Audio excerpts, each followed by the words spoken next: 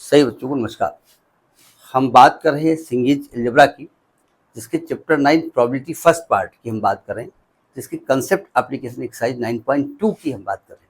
तो देखते हैं उसका नेक्स्ट क्वेश्चन। देखिए थर्ड क्वेश्चन कहता है कि find the probability of getting a total of 5 और 6 in a single throw of 2 dice.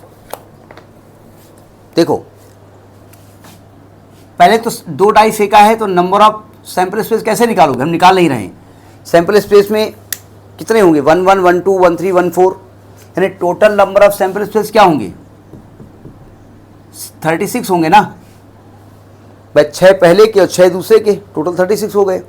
अब कहते हैं प्रोबेबिलिटी निकालिए कि उसमें 5 आए और 6 आए, यानी आपको निकालना है प्रोबेबिलिटी ऑफ 5 और 6। तो एक्चुअली में प्रोबेबिलिटी ऑफ 5 यूनियन 6 निकालना है। ठीक है, अगर हम प्रोसीजर की बात करें तो इसके 2 तरीके हैं। 5 के निकालने की अलग प्रोबेबिलिटी निकालो, 6 के निकालने की अलग निकालो, है ना। और इस वाले फॉर्मूले में रख दो probability of 5 plus probability of 6 minus probability of 5 intersection 6, या 5 और 6 को मिला दो उस इवेंट पे। नहीं समझे, मतलब एक इवेंट ऐसी बनाओ जिसमें वो भी प्रोबेबिलिटी, वो भी नंबर लिखो जिनमें डिजिट का सम 5 हो, और वो भी नंबर लिखो जिसमें डिजिट का सम 6 हो। लॉजिक समझ में आ रही नहीं आ रही, यानी टोटल प्रोबेबिलिटी का फॉर्मूला भी लगा सकते हो। तो 5 आने के लिए पहले में 1 आए, दूसरे में क्या आए 4 आए। ऐसे एक ऑर्डर से लिखना शुरू करो, पहले में 1 दूसरे में 4, 5 की बात कर रहा हूँ। फिर एक बढ़ाते जाओ, इसका एक कम करते जाओ, इसमें 2, इसमें 3, इसमें 3, इसमें 2, इसमें 4, इसमें 1, 5 हो गया ना। 6 के लिए पहले में 1 दूसरे में 5, एक एक बढ़ाओ यहाँ 2 4 3 3 4 2 5 1। तो नंबर ऑफ इवेंट क्या होगा 1 2 3 4 5 6 7 8 9, नंबर ऑफ इवेंट 9 हो गया ना।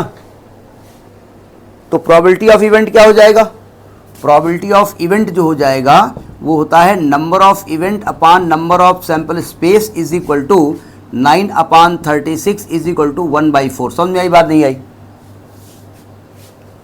दूसरा तरीका ये होता है, सुनो ध्यान से, पहली इवेंट आप लिखो जिसमें सम 5 आ जाए, यानी कि 1 4 लिखो, 2 3 लिखो, 3 2 लिखो, 4 1 लिखो, है ना।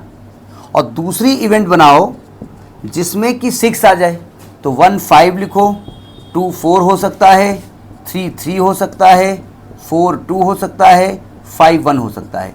क्या दोनों में कुछ कॉमन है, नहीं कॉमन है, यानी E1 इंटरसेक्शन E2 आपका 5 होगा।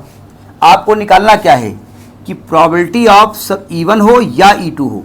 तो हमने फॉर्मूला पढ़ा है probability of E1 plus probability of E2 minus probability of E1 intersection E2, यानी number of E1 upon number of sample space plus number of E2 upon number of sample space minus number of E1 intersection E2 upon number of sample space.